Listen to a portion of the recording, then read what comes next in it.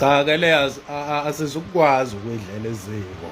Yabona asizukwazi ukuyidlela eziko. Zithi ingqwele lapha la ko Facebook kulezi zinto zo free mode.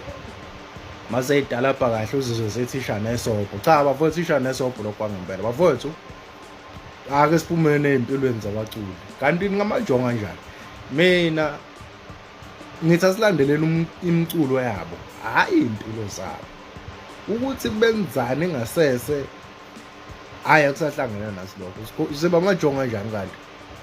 Kanina hayi nonke kodwa khona izinjalana ebhula msuna engancoma ngisho anda umculo. Hey, libonile iqhawe lithenga iande enjani? Yabo. Ididi le bafana bomlungu. Ushidi lo. Mina ngithi leyo nto asiyekeni. Banempilo zabo private. Thina sihlanganeni ngomculo wabo. Hayi, uyabona nje ngizokwenza ngizonenzela isibonelo ngami welokhoza. Mina ngumlandeli kaMthandeni mina. Mawubona ama video ami yazi ukuthi amayelana umculo wakhe.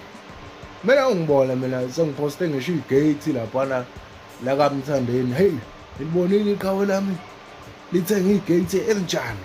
Hayi halala qhawe. Ushidi lo. Udoti lo madolonyo.